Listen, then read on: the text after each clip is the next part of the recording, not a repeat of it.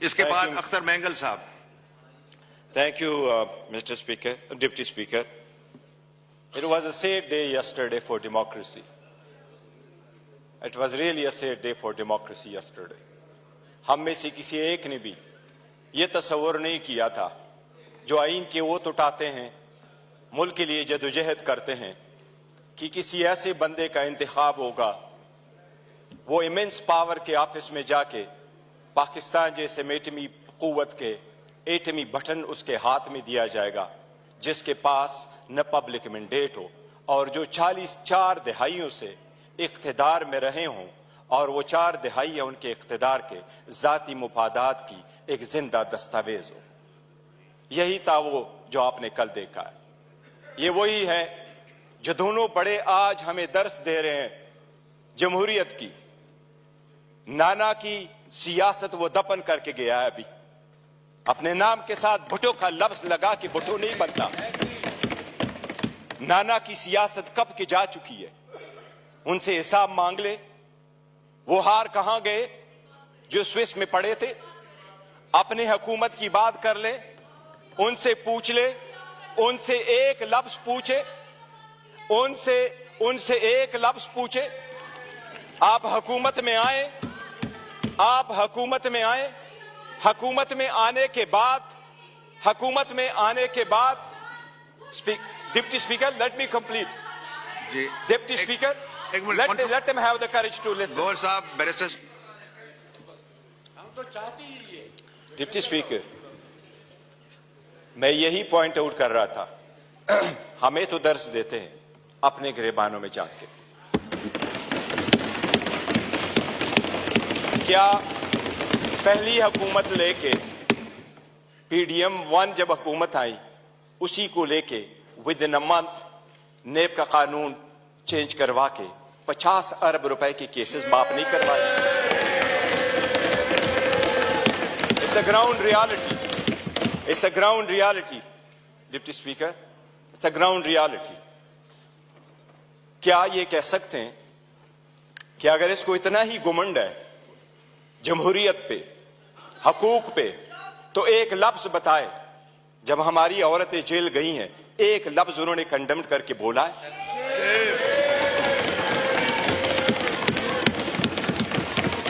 एक हमारे लोगों को जब इलेक्शन के प्रोसेस से गोया, ये जो पीछे लोग आप देख रहे हैं 91, ये 91 नहीं थे, ये 91 वही है। दे वर टू बिग टू रिग, इसलिए नहीं छोड़ सके थे। ये तो हमें 30 भी नहीं दे रहे थे।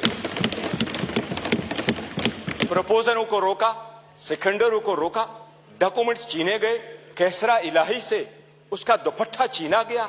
इनको एक लफ्ज उस वक्त ये बोले, इन्हीं सर्कमस्टांसेस में इलेक्शन जीत करके हम आए हैं। स्पीकर साहब, ये कहां डिप्टी स्पीकर साहब, इनको जमहूरियत रास नहीं आती, इनको वो जमहूरियत पसंद होता है।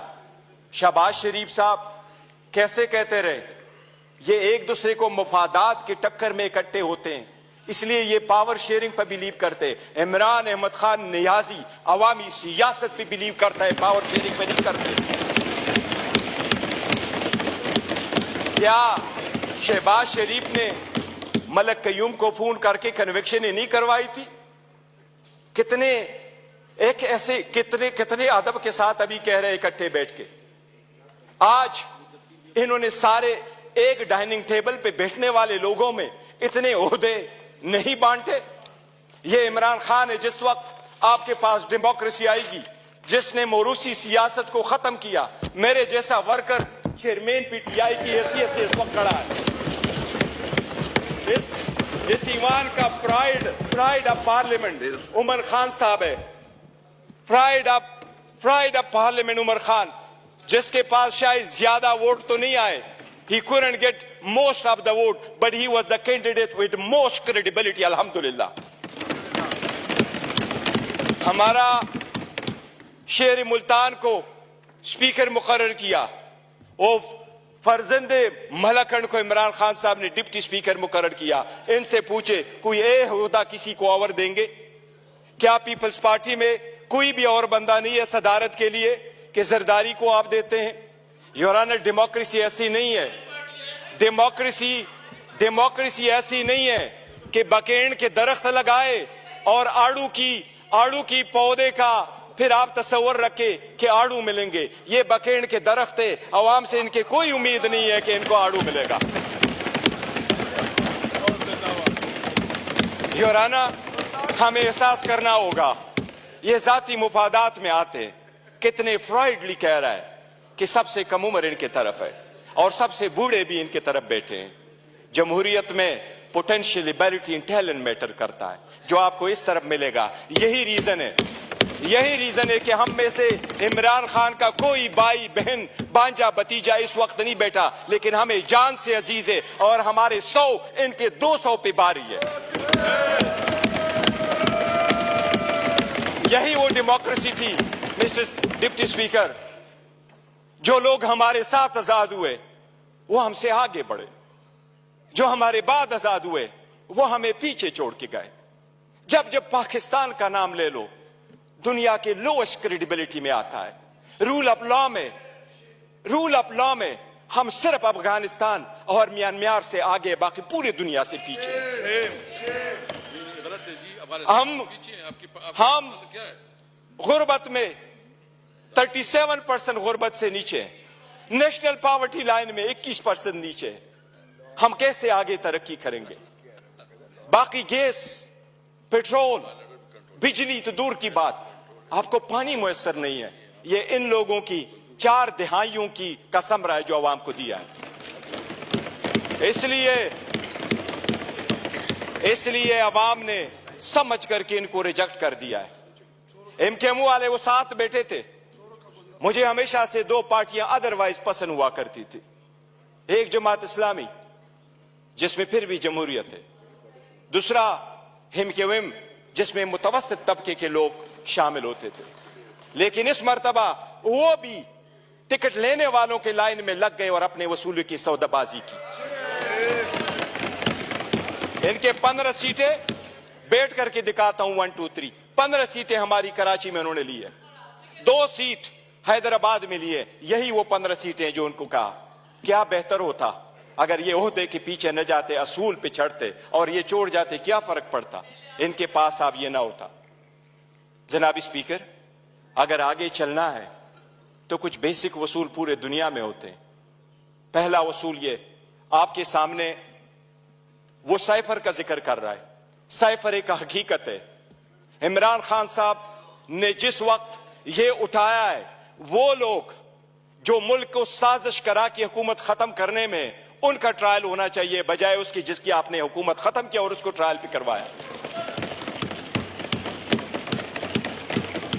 जनाब स्पीकर, कितने गौर से कहते हैं कि इलेक्शन फ्री, फेयर और ट्रांसपेरेंट होना चाहिए।